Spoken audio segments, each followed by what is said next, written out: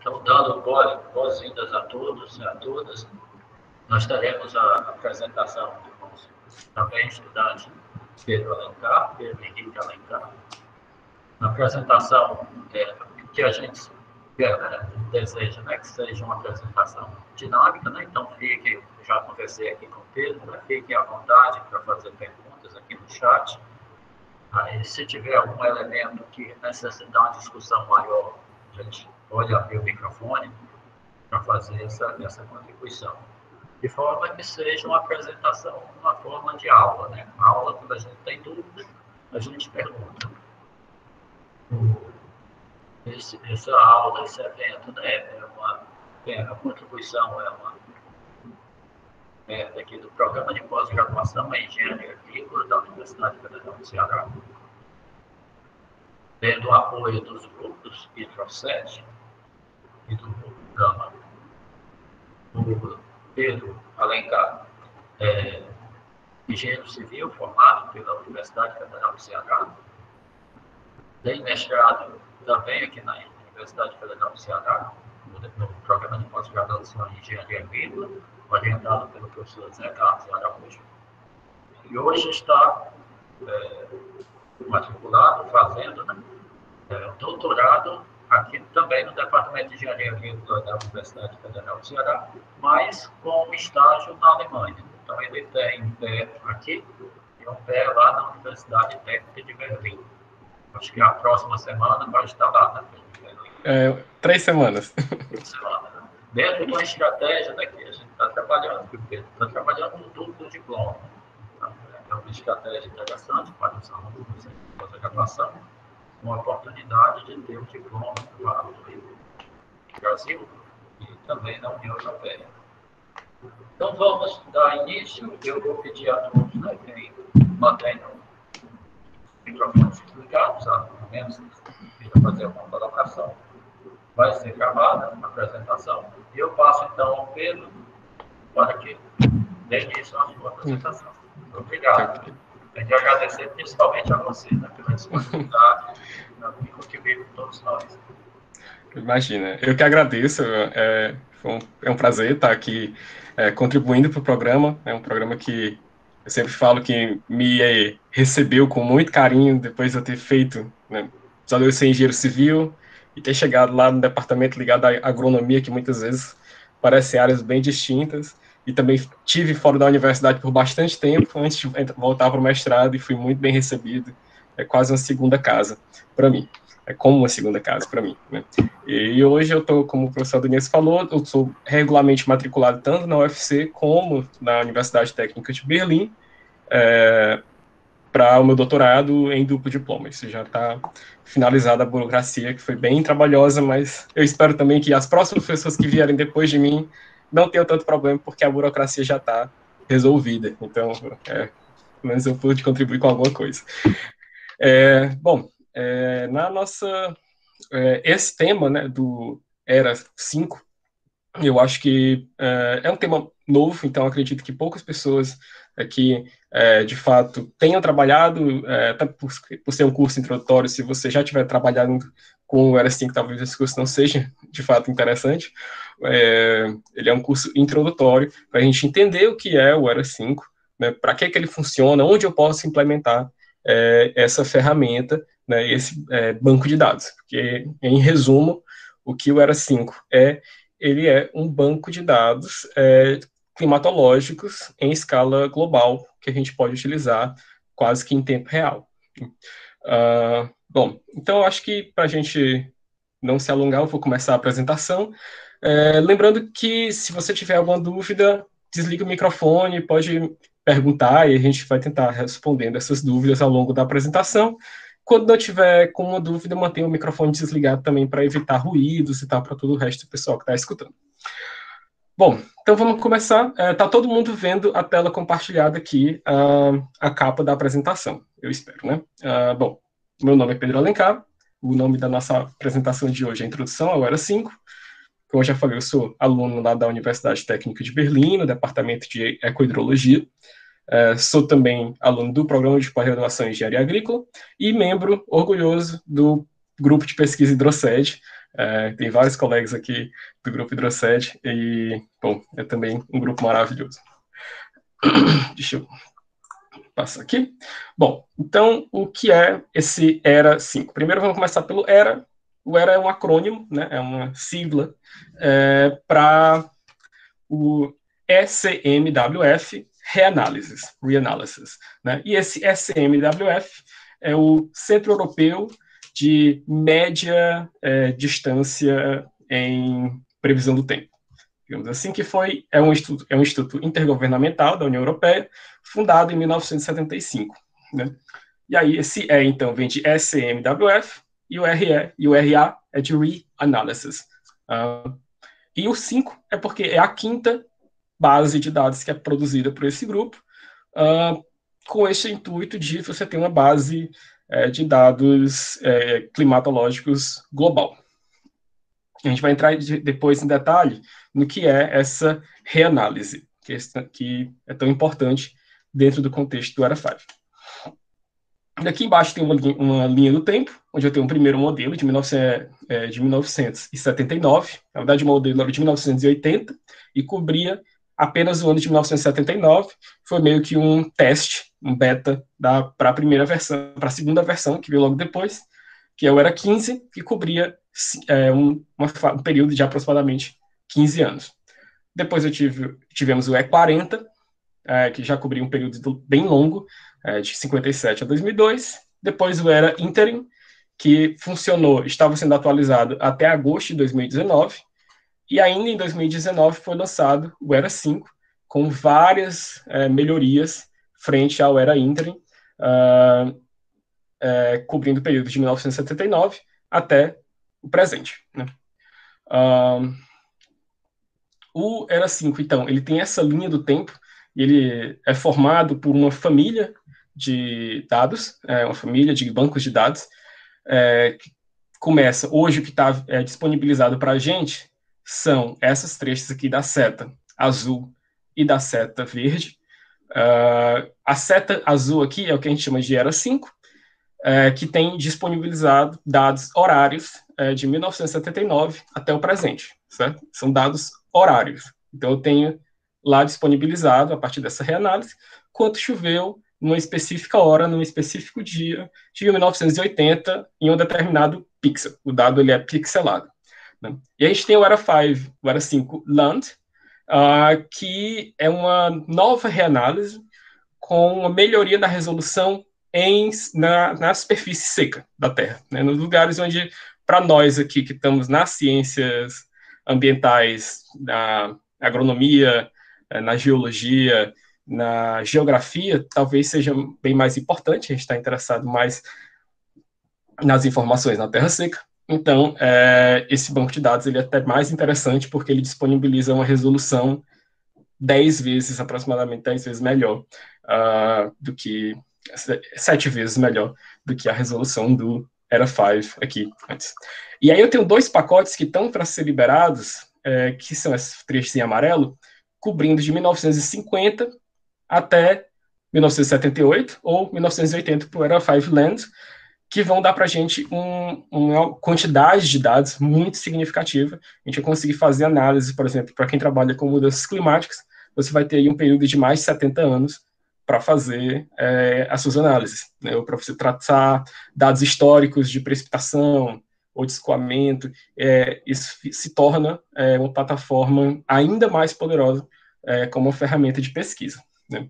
Esse pacote estava previsto para ser disponibilizado ainda no começo de 2020, mas não é novidade, né? Por conta do Covid, tudo parou um pouco, desacelerou bastante, e esse pacote foi adiado, a publicação dele, e o grupo não publicou ainda a data, uma nova data de publicação. Né? Essas análises, apesar de ser tudo feito no computador, são supercomputadores, você precisa estar no local para realizar as análises, e por conta do Covid você não podia ter essas aglomerações. Aqui só para a gente comparar o pacote que existia até o final do ano passado, até meados do ano passado, e o pacote que está existente hoje, que é o ERA5, né? Comparar o ERA Interim com o ERA5. E a gente vê a progressão, o avanço que houve nessa área da ciência, digamos. Bom, a disponibilidade de ambos é a partir de 1979, sendo que o Era Interim foi descontinuado a partir de agosto do ano passado. O atraso na publicação dos dados do sistema anterior era de 2 a 3 meses. Esse atraso se mantém hoje no Era 5, com a novidade que você tem um pacote Era 5T para você baixar, que são dados que vêm com uma latência, né, um atraso de 5 dias apenas. Ou seja, hoje você já conseguiria ter os dados de domingo para analisar, para usar de input no seu sistema, com a desvantagem que esses dados eles podem passar, eles podem ser alterados, ajustados no futuro, devido ao processo de reanálise, né? Então, você pode acabar usando dados que não são tão bons, apesar de já serem dados consistidos, já serem dados sólidos, mas eles ainda não são o produto final, né? Com o cálculo da incerteza daquele dado que é disponibilizado, e assim por diante. A resolução melhorou substancialmente. Hoje, o Era 5 trabalha com uma resolução, um pixel, de 0,25 grau, né, que vai dar aí aproximadamente, próximo à linha do Equador, 31 quilômetros, se eu não me engano. São 137 níveis da atmosfera a 1 Pascal. O que é que isso significa? Para quem trabalha com climatologia e circulação global, esse é um dado bem interessante, ele pega toda a coluna atmosférica da superfície até uma altura em que a pressão é de 1 Pascal, ou seja, isso já é uma pressão muito baixa, a pressão na superfície, vai lembrar, são nos tornos de 10 mil pascais, né, 10 kilopascal, eu acho que é isso. E então ele vai pegar até uma altitude em que o ar é muito rarefeito, em que você tem uma altura de coluna bem significativa, e essa coluna é estratificada em 137 níveis, então você tem essa resolução. Ele consegue identificar também ondas oceânicas, ondas de grandes extensões, mas cobrindo já um ângulo, né, de 0,36 graus. Ele faz análise de incerteza, diferente da versão anterior, utilizando o modelo 4D-VAR Ensemble.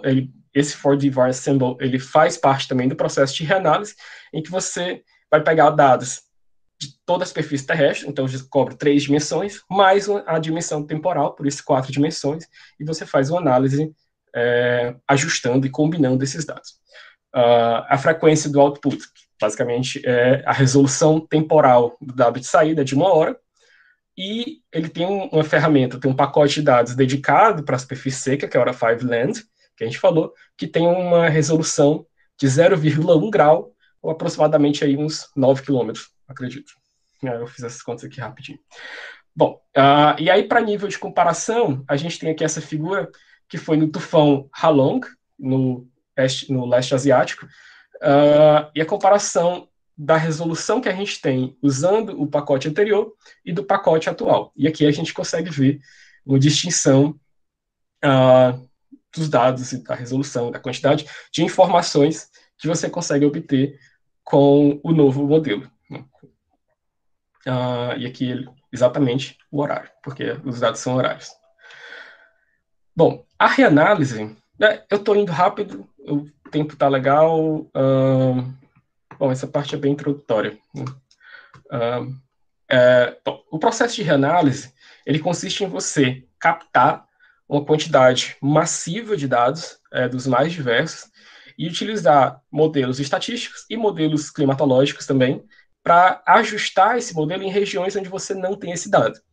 Hoje, com a utilização de imagens de satélite, você tem diversos dados que estão disponibilizados em todo o globo, né? Mas alguns dados ainda a gente não tem.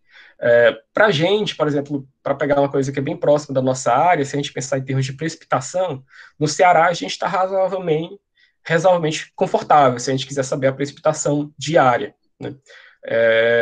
Mas se a gente quiser saber a precipitação horária, a gente não tem esse dado, a gente tem poucas estações espalhadas pelo estado, acho que em torno de 12, se eu não estou enganado, né? Se você comparar isso com, por exemplo, na União Europeia, por exemplo, a Itália, eles têm uma densidade de pluviômetros, né, de básculo ou radares que que dão essa informação de dado de chuva subdiário mais ou menos na mesma densidade que a gente tem de pluviômetros Ville de Paris, né, aquele pluviômetro que dá só a medida diária.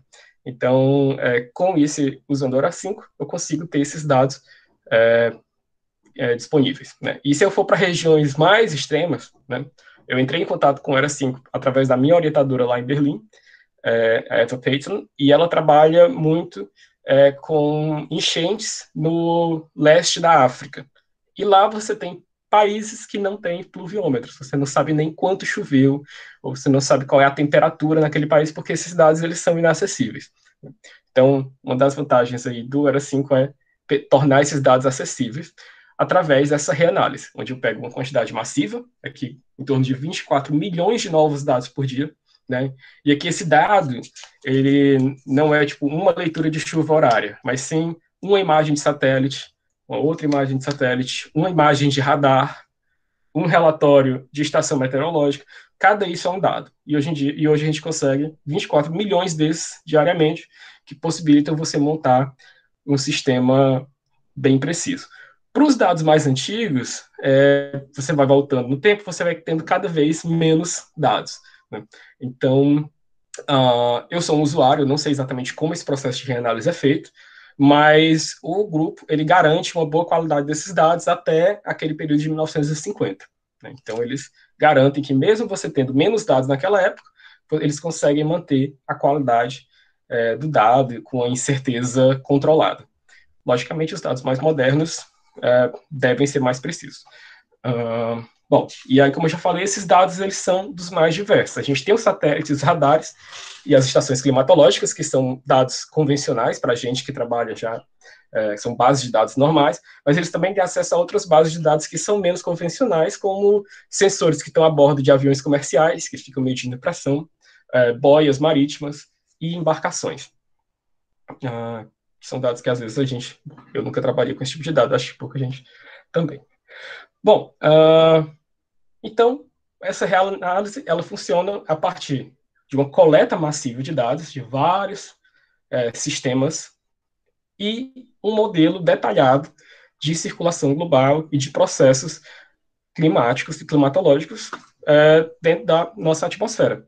E a partir daí você consegue simular e simular onde você não tem o dado, com uma incerteza controlada, e montar modelos de clima em escala global. Inclusive, bom, e você também pode fazer, tem um pacote dentro do grupo de forecast, né, para você prever também modelos climáticos atualizados constantemente para os próximos 100 anos, né, prevendo mudanças climáticas e processos desse tipo. Bom,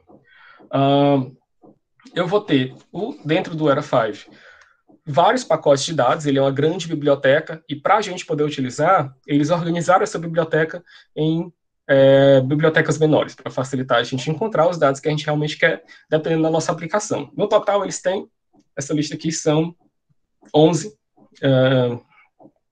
bibliotecas separadas, onde eu vou ter, por exemplo, o ERA5 Land, né, com medidas mensais médias, a partir de 1981, mas eu também tenho ele com as medidas horárias.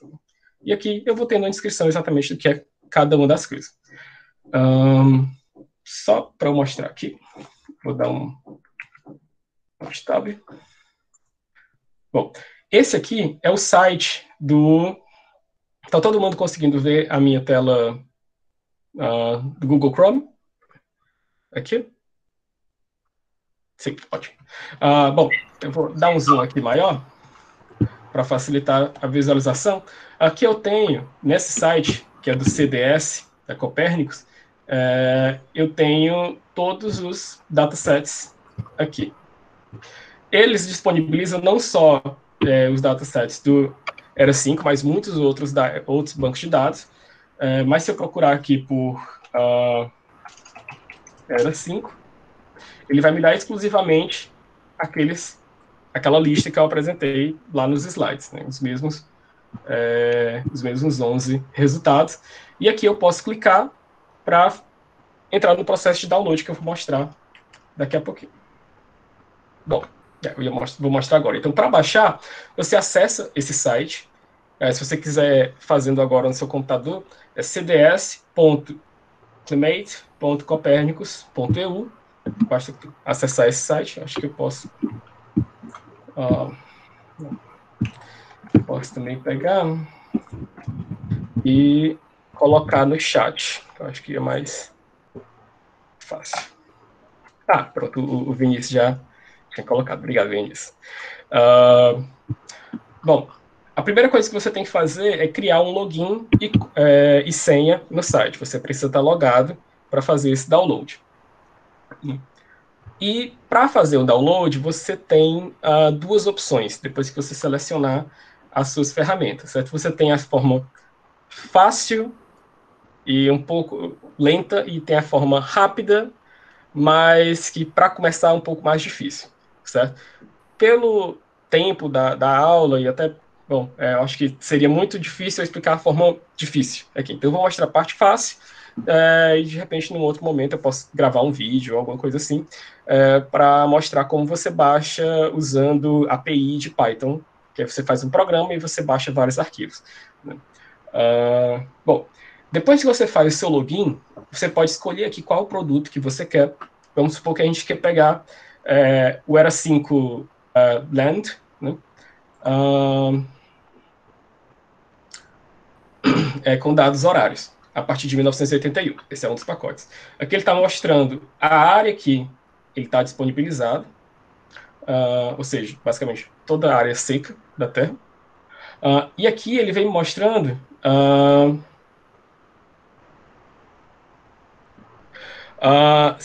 Alex, Serafim, eu não tentei fazer usando um API de R. Eu nunca tentei. Eu não sei nem se o R tem esse tipo de API para conexão com a internet, mas isso bom, ignorância minha, certo? Mas se tem, eu acredito que você pode sim utilizar o R para fazer o download da mesma forma que o Python. Foi só a forma como eu aprendi, foi Python, e para mim está funcionando. Mas eu vou mostrar aqui um jeito de fazer que não precisa usar nenhuma programação. Ele só tem o defeito que você tem que ir clicando lá nas caixinhas, que eu vou mostrar daqui a pouco.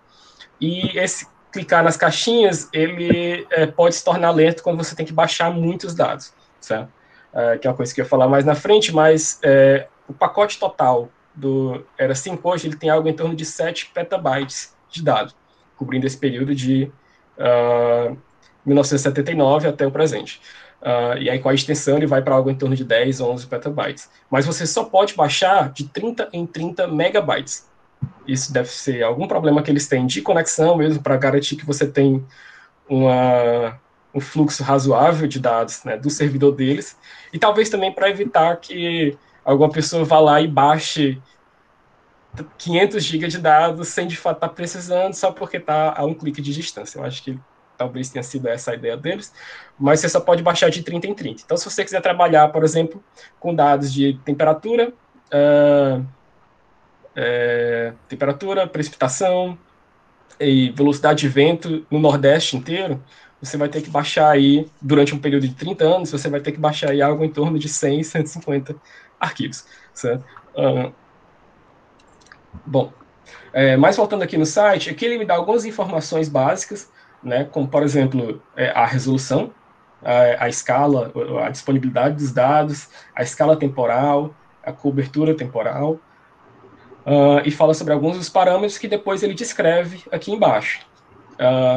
Então, nesse pacote, ele vai ter aqui as principais variáveis: velocidade do vento, temperatura do ponto de orvalho, temperatura na superfície, né? E ele dá também as unidades. Isso é muito importante para a gente saber qual é a unidade da grandeza que a gente está trabalhando.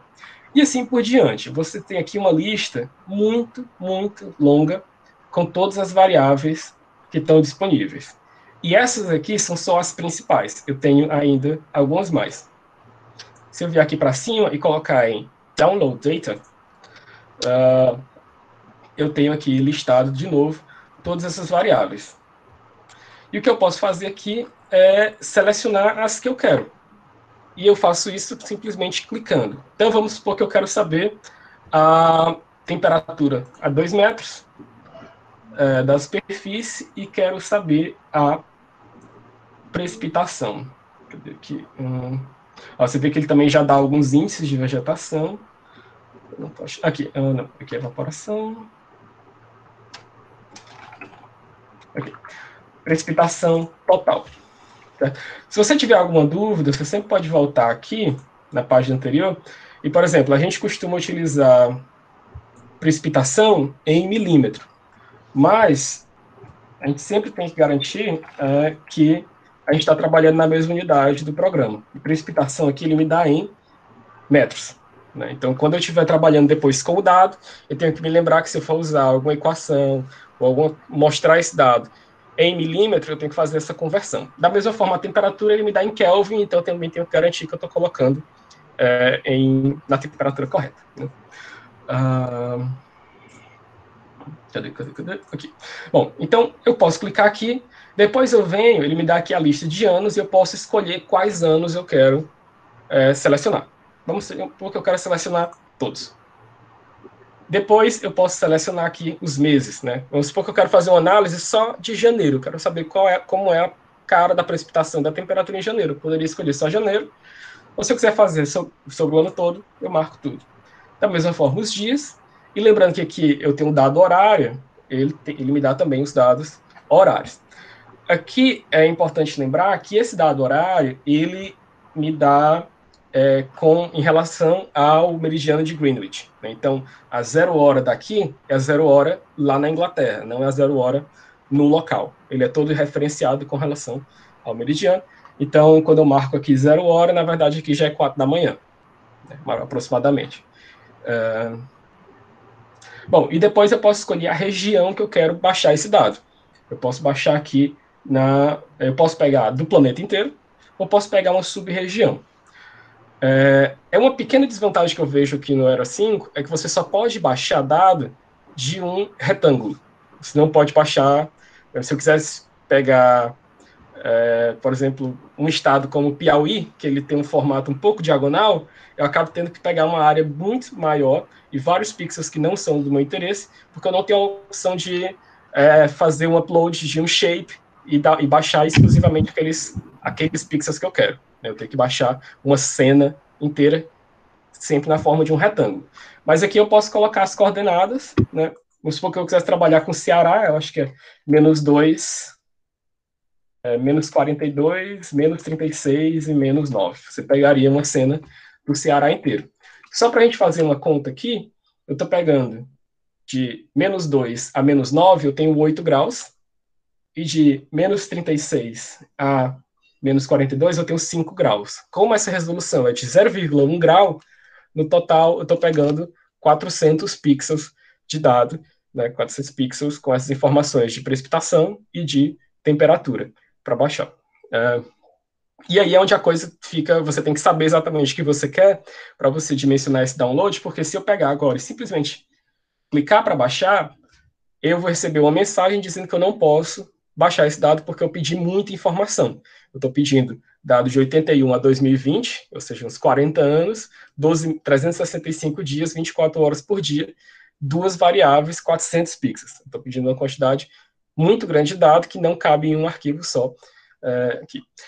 Outra coisa importante é, assim, na minha experiência, quem está trabalhando com climatologia, dados climatológicos, sempre utiliza o formato NetCDF, né, que é um formato de arquivo que é próprio, foi projetado para compartilhar esses grandes pacotes de dados ligados à climatologia, e ele tem já um formato mais otimizado. Né? Esse termo aqui, experimental, não é que o formato ele é experimental, mas só a forma de escrever o arquivo pelo ERA5 é experimental. Mas, assim, também, de acordo com a minha experiência, sempre funcionou muito bem, e eu nunca tive que baixar um arquivo GRB. Bom, depois que você fez isso, selecionou as suas áreas, tudo, você tem duas opções. Você pode clicar aqui, que claramente não está permitindo, porque ele sabe que eu excedi o número de dados, e eu tenho aqui sempre essa opção de Show API Request. E aqui eu tenho um código em Python, que eu falei, você pode simplesmente copiar isso aqui, salvar num arquivo PY, e aí depois você vai no seu prompt de comando e chama esse arquivo e ele vai automaticamente comunicar com a base de dados do CDS, já vai reconhecer o seu IP, e com o seu IP ele já faz o login, você não precisa estar logado, de fato, mas você precisa ter um login registrado com aquele IP também, e aí ele vai fazer o download para você. E aí isso é fácil porque você consegue, dentro do prompt de comando, escrever o nome de todos esses arquivos e que você quer baixar, e ele vai baixar automaticamente, né? O processo de download ele é demorado, não porque os arquivos são grandes, como eu falei, são de 30 megas no máximo, mas o processo ele é demorado. Eu acho que eu não selecionei aqui. Eu não tinha marcado nenhuma hora, por isso ele não estava deixando eu baixar, né? Agora, eu coloquei só uma hora, ele está deixando. Se eu marcar todas, ele vai me dizer aqui que eu selecionei 714 mil itens, e o máximo que dá para caber no arquivo é de 100 mil itens. Então, ele está passando. Bom, mas voltando, né? Então, eu teria que quebrar isso aqui em várias partes. O preferencial, no meu ponto de vista, é você quebrar em anos. Se eu quero pegar todo esse período, mantém sempre a mesma janela geográfica, e aí, ao invés de você baixar todos os anos, você baixa de 5 em 5 anos, você vai ter o seu resultado. Bom, mas voltando. Usando o método que você instala o Python, a API e tudo mais, isso facilita que você consegue fazer esse download de diversos arquivos, tudo ao mesmo tempo, sem problema. Só para ilustrar, eu vou colocar aqui que eu quero só uma hora e vou submeter o formulário. Aí aqui ele está colocando,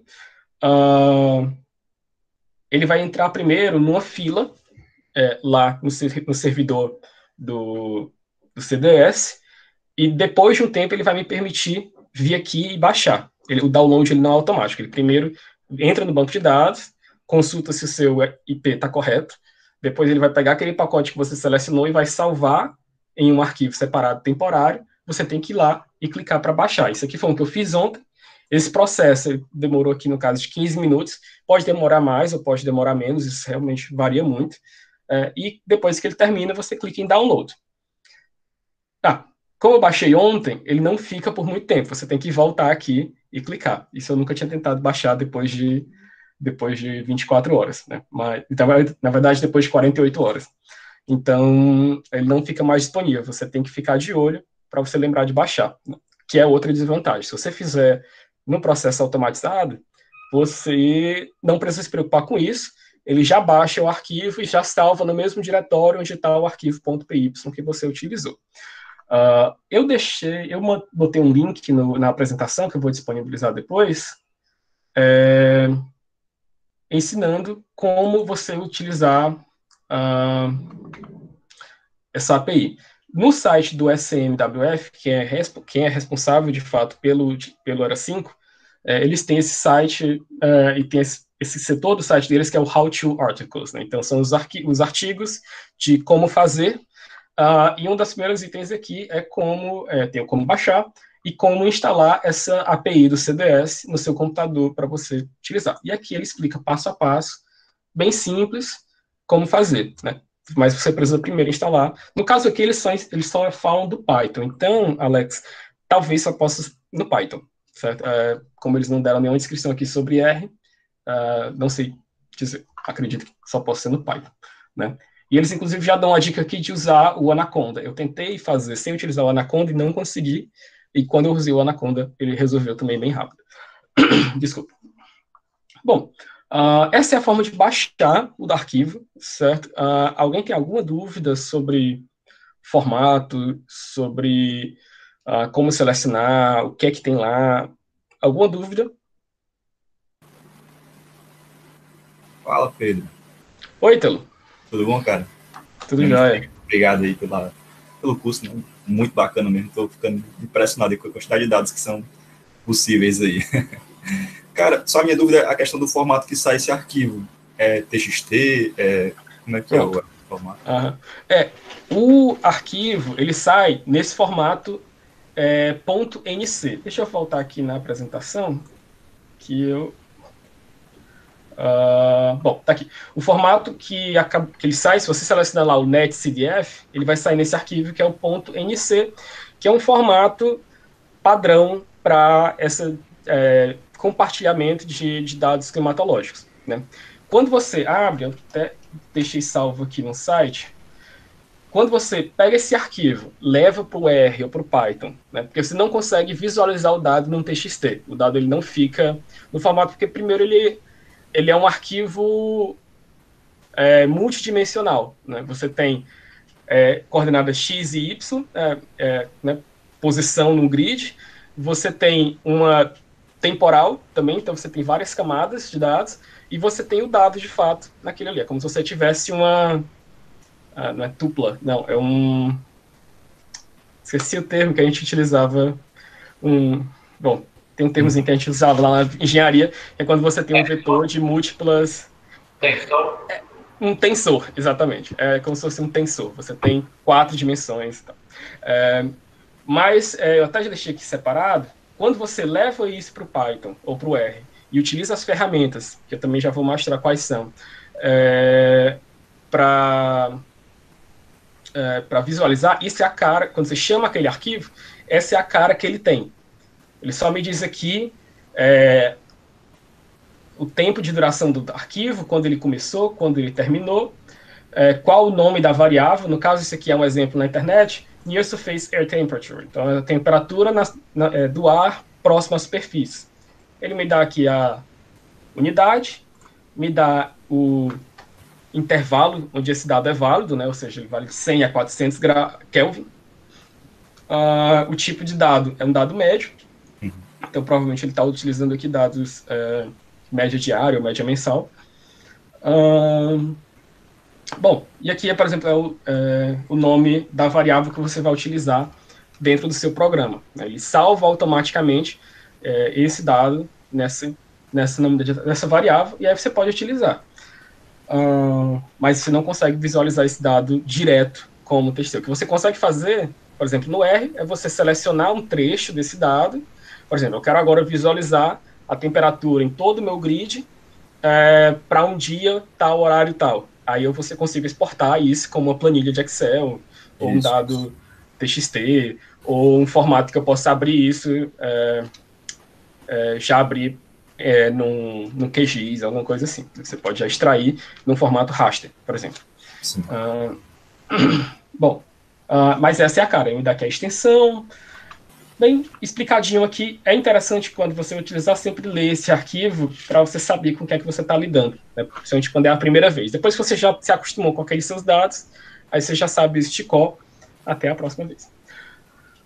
Vou voltar aqui. Obrigado. De nada. Mais alguma dúvida?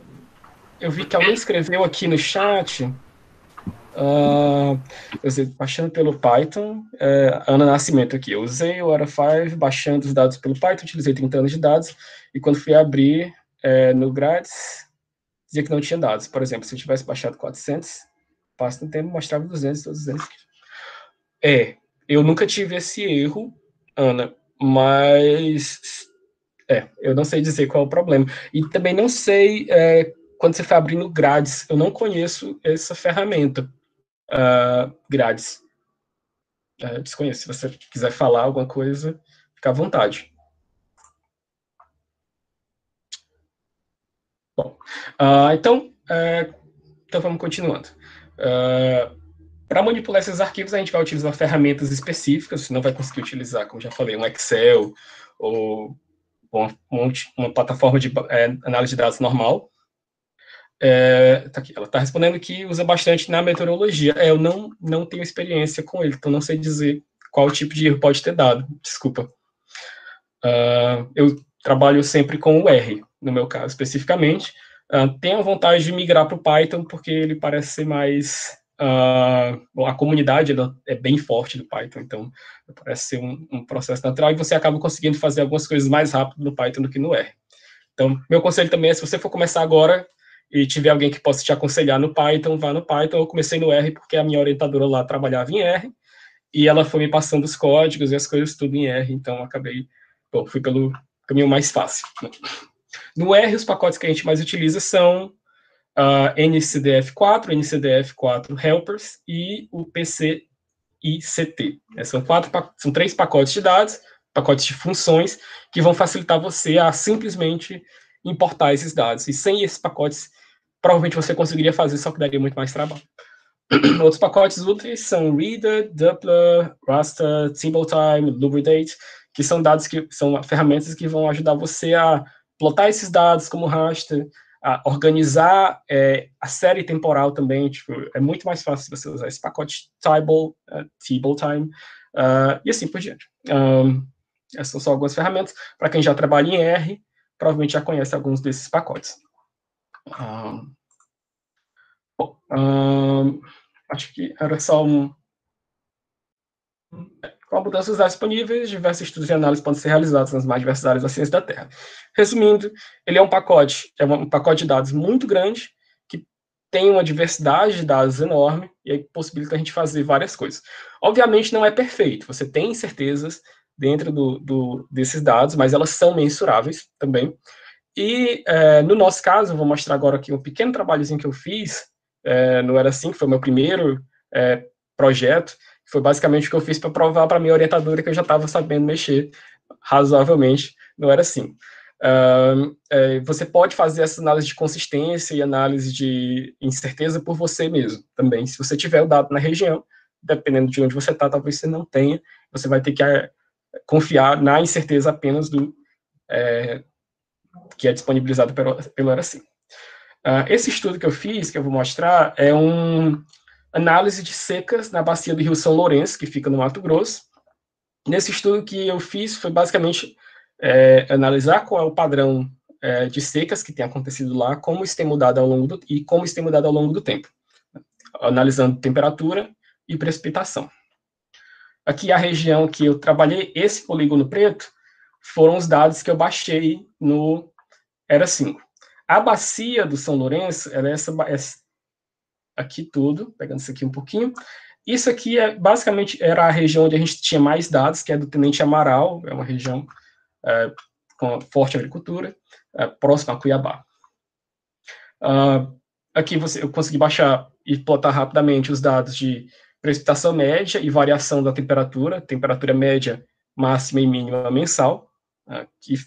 Isso aqui também eu estava aprendendo a usar o R junto, então os gráficos eles começam bem feios, depois eles vão melhorando ao longo da apresentação, mas esse é um gráfico bem cru. Isso aqui eu peguei 3 estações que eu tinha em torno daquela área, e peguei exatamente o pixel em que aquela estação estava localizada, e peguei e fiz um diagrama de dupla massa para comparar se os dados estavam mais ou menos próximos. A gente vê que a gente tem uma dispersão, um desvio aqui. Esse desvio foi consistente para menos, né? É importante dizer que esses dados que eu estou usando foram dados do Era 5, sem ser aquele Era 5 Land, né? Então eu estava trabalhando com um pixel de 31 km². Eu acredito que essa forte tendência não tão forte assim, foi em torno de 5%, que, assim, para mim, cabeça de engenheiro, 5% é bem razoável, mas seja também por conta do tamanho do pixel, que eu acabo empurrando esses dados de chuva para a média, e a média sempre acaba levando a uma subestimativa da precipitação. Então, eu não testei ainda usando o dado do Era 5 Land, que vai me dar um pixel bem menor, de 9 km², onde praticamente essa é a área de influência daquela estação. Talvez o resultado seja melhor. A primeira coisa que eu fiz depois foi analisar o SPI, que é o Standard Precipitation Index. Quem já trabalha aqui com climatologia, eu sei que tem algumas pessoas, bastante gente aqui que já conhece esse índice. Ele vai pegar e vai ver um desvio em termos de desvio padrão de uma função que foi calibrada como gama, depois normalizada. Ele me diz aqui, em termos de desvio padrão, quão seco aquele mês ou aquele período de tempo foi em relação ao histórico. E aqui uma coisa interessante já aparece, é que a região tem ficado mais seca, né? Aqui eu começo em 79 e vou até 2019, e a gente vê uma tendência, principalmente aqui no SPI, de 12 meses, de 6 meses, né? Há alguma ocorrência mais significativa de períodos secos. Isso aqui é um gráfico que a gente faz para comparar o SPI de 1 a 12 meses, então a cada linha aqui nesse gráfico, isso é como se fosse uma matriz, né? E na linha aqui, cada linha é um mês. Então, janeiro, fevereiro, março... Aqui é uma janela de um mês, uma janela de 2 meses, 3 meses, 4 meses, e assim sucessivamente. E aqui, no eixo horizontal, eu tenho os anos, né? Então, aqui de 1979 até 2019, e a gente vê aqui um desvio para o vermelho também bastante significativo, aqui começando a partir mais ou menos dos anos 2000, naquela região. Aqui também eu fiz análise do SPEI, que é o Standard Precipitation Evapotranspiration Index, que vai pegar também, além de precipitação, temperatura, e o resultado ele continuou mesmo, a gente continua tendo uma tendência forte de secas na região. E a gente estava interessado também não só em saber como era a condição de seca na região, mas também a relação que isso tem com perda de solo, e por isso a gente analisou os 50 eventos mais frequentes. A gente queria analisar quando ocorriam os eventos mais intensos e com que frequência, e aí quando esses eventos eles caíam no período seco. Então a gente primeiro pegou aqui os 50 dias mais chuvosos na série histórica, aqui a precipitação anual, que só para ilustrar que não houve uma modificação significativa na média anual de chuva, mas a gente tem aqui chuvas intensas cada vez mais intensas. A gente fez uma verificação na parametrização do SPI, mas isso aqui não era para ter ficado, é uma coisa bem chatinha. A gente verificou, analisou a alteração nos padrões de chuva, como eu mostrei lá no começo. Essa região ela tem um período seco nesse período de julho a setembro, e o que a gente tem aqui é que os períodos chuvosos eles não se alteram, mas os períodos secos estão cada vez mais secos, né? Então, isso é interessante. E aqui é quando ocorre aquele período seco com relação a chuvas intensas, né? O período chuvoso ele vai estar mais nas bordas da imagem, aqui na região superior e inferior, mas a gente tem, e é também, obviamente, onde se concentram os maiores eventos intensos, mas a gente tem algumas ocorrências de chuvas intensas em períodos secos, né, ou períodos relativamente secos, o que pode levar a um processo de produção de sedimento significativo, com solo descoberto. E aqui a gente fez uma análise estatística descritiva da seca na região, analisando a série histórica dividida em duas, os primeiros 20 anos e os últimos 20 anos, e a gente viu que houve um aumento em 50% na frequência da seca. As secas também elas ficaram mais intensas, mais severas, né? Esse SPI 3 aqui, ele mede a severidade da seca, e elas também ficaram mais longas, ou seja, a região está tendo mais secas, está tendo secas com mais frequência, sendo elas mais severas e mais longas, né? Bom, esse é só um breve exemplo de uma aplicação que você pode fazer, bem introdutória, mas que já traz alguns resultados e que você não conseguiria, ou teria uma dificuldade muito maior de fazer essa análise se estivesse trabalhando com dados de estações climatológicas e tudo mais. Bom, eu acho... aqui era só mais uma outra coisa que você pode fazer, que são esses gráficos interativos. Como você tem o dado no tempo, é bem interessante você visualizar isso no tempo também.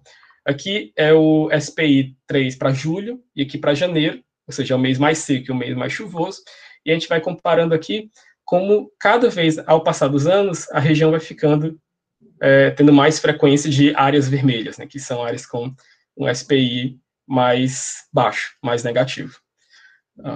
Só uma breve ilustração. E eu acho que agora é o fim.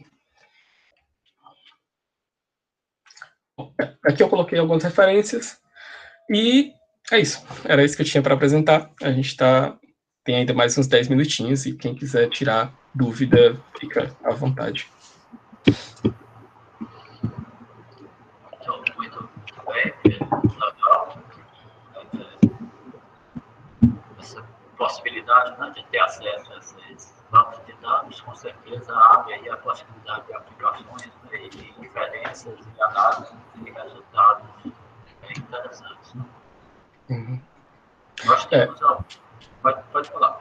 Era uma coisa que eu ia falar, que com esse período que a gente está vivendo, com um corte de gastos muito significativo, também, trabalhos experimentais e viagens de campo acabam ficando um pouco mais difíceis de fazer, né? E talvez seja uma boa saída para a gente continuar pesquisando, continuar publicando em boa qualidade, migrar para áreas onde você pode trabalhar só com o seu computador, né? E fazer as suas análises, fazendo ciência de qualidade, mas sem ter o custo de uma viagem de campo. Então, é também uma boa opção nesse momento tão obscuro que a gente está vivendo. A gente tem algumas perguntas, Pedro, aqui. Vou pegar aqui alguns comentários, né? Mas como pergunta, a gente tem uma bem marcante aqui do nosso amigo François, sobre a questão das queimadas. Né? Se você tem a questão aí, amigo Pedro, boa tarde. Você chegou a observar aumento de queimadas, incêndios florestais, dados de calorina, gás? Excelente ferramenta. Eu não cruzei esses dados com os dados do INPE de queimada. Né? Como eu falei, foi um primeiro estudo, mais uma demonstração de que eu estava sabendo manipular e extrair informação do dado, mas eu não fiz nenhuma correlação. No meu, durante esse próximo ano, que está começando agora, o ano letivo na Europa, eu vou trabalhar mais especificamente lá na região e vou analisar a ocorrência de secas e severidade com mais detalhe. E provavelmente a gente vai também observar a questão de secas, de queimadas, porque eu estou dentro do departamento de ecologia, e isso é bem significativo, é bem caro, né, para o grupo. É uma excelente oportunidade, assim, infelizmente é uma excelente oportunidade, tá? A partir desses dados, né, inferir. E interessante a questão que você colocou do forecast, fazer alguma inferência futura. Sim. Tem uma ferramenta que o nome é Projeta, o nome dela. Ela é uma ferramenta que foi desenvolvida no ambiente ProBrau, que é Interação Brasil-Alemanha, que fornece dados de precipitação, temperatura, evapotranspiração para a América Latina como um todo, para os próximos 100 anos. Né? E você consegue baixar em forma também de NCDF, também dá para você fazer um jeitinho lá de baixar como planilha de Excel, é um pouco mais trabalhoso, mas dá para fazer também. Para trabalhar com essa análise futura, é uma coisa que, se o tempo permitir, eu acho que eu vou trabalhar ainda do doutorado. Se não, depois vamos ver. Tem o Alex Serafim Lima, mais uma colocação sobre o que seria esta fonte ERPAC. É um dos primeiros chats que está lá. De algum instituto, afirma que tem observado algumas citações no decorrer da aula. Eu não entendi, professor. Então, o que seria essa fonte? Ele cita essa fonte ERSPAC. HERSPAC. RSBACH. Não sei se o Alex está aí. Entendi. RESPA, acho que eu aqui, né? Bom, tem lá no final. Vai ser demais. RESBA, ele é o pesquisador principal responsável pelo ERA 5, e as publicações geralmente são o nome dele. Ele é um pesquisador, não é uma pessoa, não é uma instituição. Bom. Bem esclarecido, né? E tem uma pergunta também, a próxima é do Salatiel Araújo, que comenta também como o GE, o Reference Engine. Aí eu já começo até pensando na tua resposta, né? Mas ele pergunta qual a diferença entre os dados do dataset que está no Google Earth Engine e no site.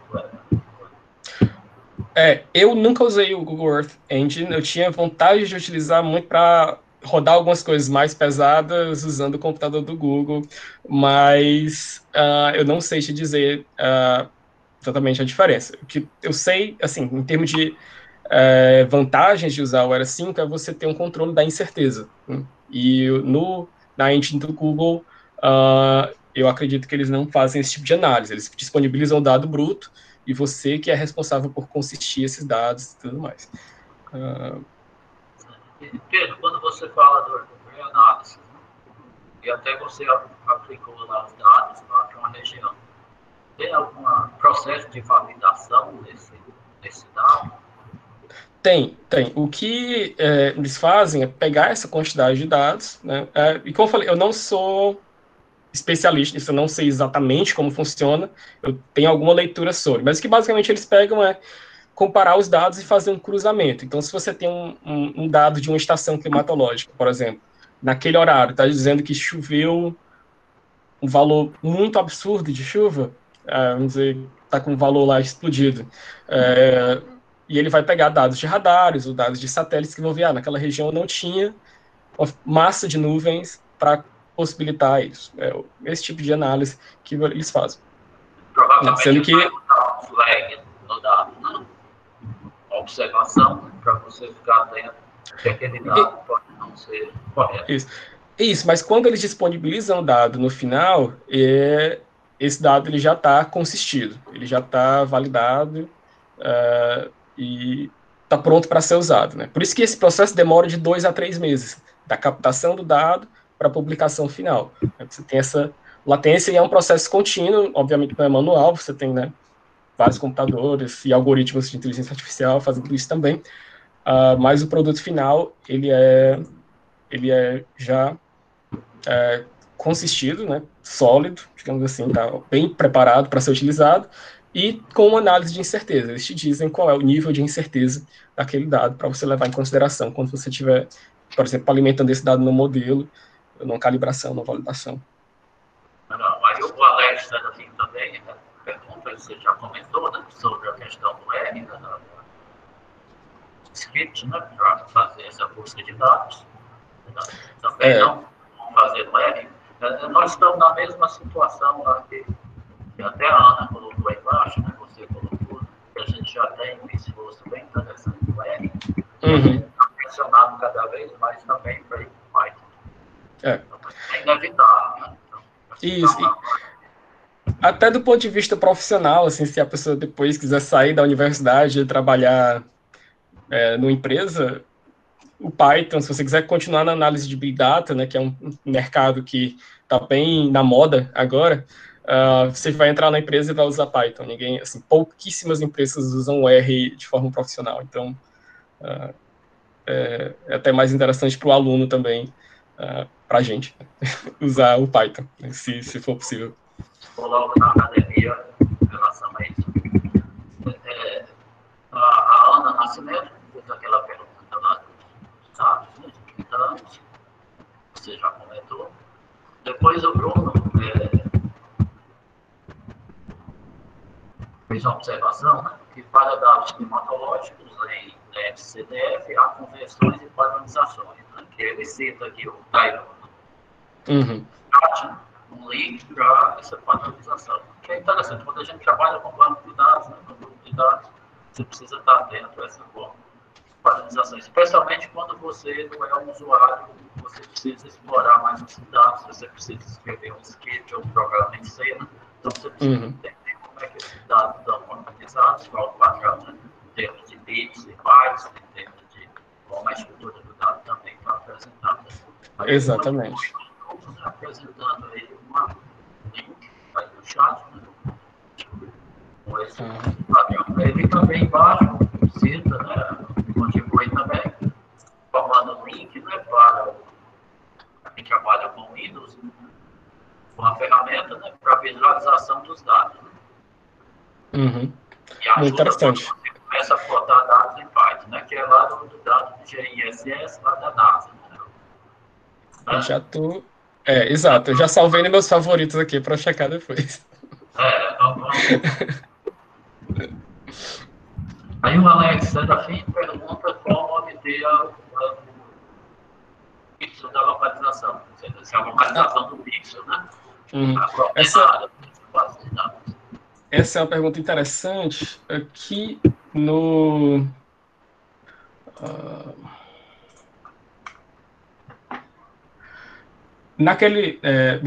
nessa página que eu falei, no How To do ERA5, ele explica aqui, tem um link específico para qual é a referência espacial. Né?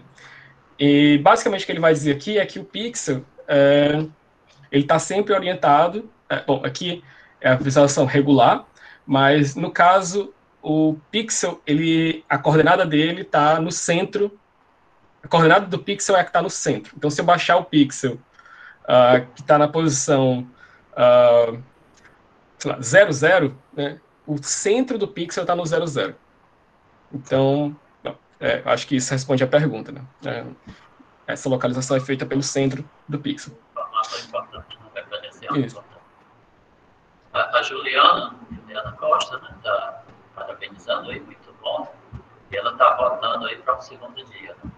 Então, já está começando a campanha para você ter um segundo dia, né? E a gente pode colocar isso aí.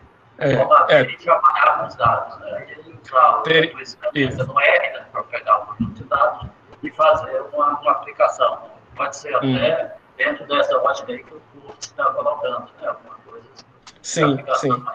De queimadas, né? Sim, eu topo. Não agora porque eu tô ainda... eu tô em breve viajando.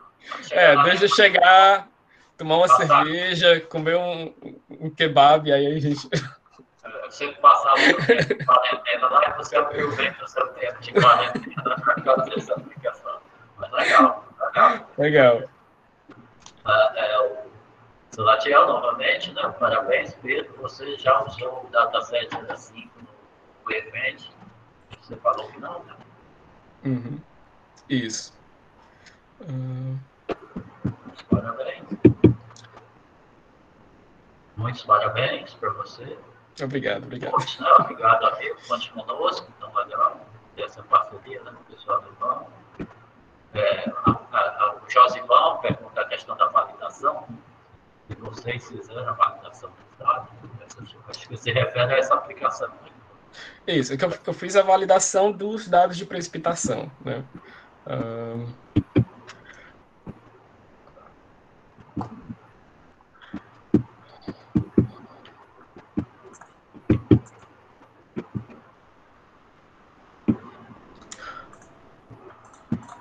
Mais alguma observação? Não, assim, o que eu tinha colocado para a aula de hoje, eu acho que eu já falei, mas se alguém tiver mais alguma dúvida, eu vi que o Ítalo perguntou do IPCC, né?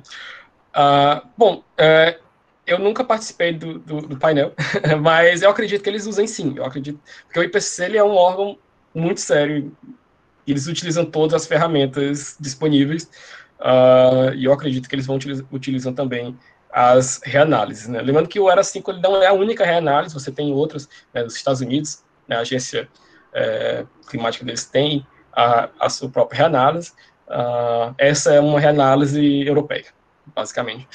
E o IPCC ele tem a sede também na Europa, então provavelmente eles usam, sim, o ERA 5, além de outras bases. É uma pergunta do Deodato, Pedro, aí, excelente palestra, como se trata de linguagem Python, né, Pedro? Conhece alguma iniciativa de construção de aplicativo para interface com o QGIS? Eu desconheço, mas seria uma excelente ideia para quem tem mais experiência, pessoa da computação, ou que está mais ligado com o desenvolvimento de aplicativos, seria um usuário assíduo. Mas eu desconheço da tentativa, da empreitada. Mais alguma colocação? A gente está aberto, então a gente tem mais uns 5 minutos que a gente pode explorar o Pedro. Eu gostaria de perguntar se o professor Zé Carlos, que é o orientador do Pedro, se tem alguma contribuição que precisa anunciar. Ele ainda está aí, não? Não, eu acho que ele já saiu. Inclusive, eu tenho uma reunião. Depois daqui, eu tenho uma reunião com o Zé Carlos. Acho que ele já está preparando, né? Então, ótimo. Então, a gente pode então, ir para o encerramento. Então, Alexandre, você gostaria de fazer um encerramento como coordenador do programa de pós-graduação em Engenharia Agrícola, já que essa é uma iniciativa do programa? Ele está passando para mim, então vamos concluindo, agradecendo ao Pedro, né, pela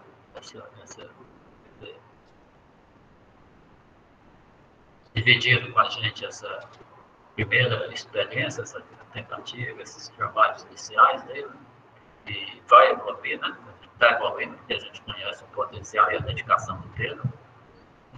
E, com certeza, né, essa opção, essa proposta da Juliana, então a gente vai, daqui a um tempo, né, Juliana, apresentar e evoluir, apresentar aplicações nesse sentido.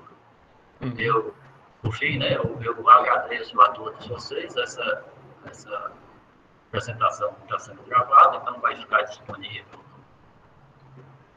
no canal do YouTube do PPGE, Programa de Pós-Graduação em Engenharia Agrícola. Eu só passo então para o Pedro, né, para fazer o encerramento. Tá. Então, bom, eu tenho só a agradecer também pelo convite, pela presença de todo mundo. Estou à disposição. Eu acho que lá no post tem o meu e-mail. Então, se tiver interesse de continuar pensando, alguma colaboração, tem que tirar uma dúvida, fica à vontade para entrar em contato. E muito obrigado. E vamos seguindo em frente. O Zé Carlos voltou aí. Zé Carlos, quer fazer alguma colocação? Não, Adonias, eu precisei sair para atender um telefone. Só queria dizer que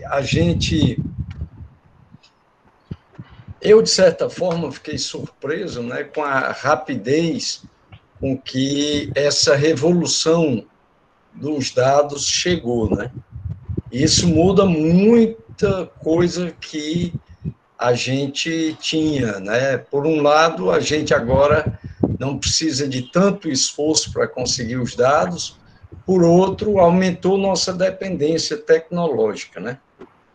Então, é importantíssimo, a gente não pode deixar de usar, de ensinar a usar essa nova fonte de dados, mas a gente tem que repensar o que vai acontecer com a gente como país, à medida em que a gente não acompanha, né? Então, daqui a pouco, a gente não vai ter os nossos próprios dados, se a gente não mantiver a medida. Vai ter que pagar para alguma instituição estrangeira para ter os dados. Então, é uma revolução muito rápida, sabe, Adonias? Eu queria parabenizar o Pedro pela brilhante apresentação e dizer que a gente tem que se apropriar dessa informação e ir além, não é? Além de se apropriar, a gente tem que começar a criar nossas próprias plataformas. Parabéns, Adonias, e parabéns, Pedro. Legal, obrigado. Então, eu concluo, né, encerrando, desejando saúde, paz, né?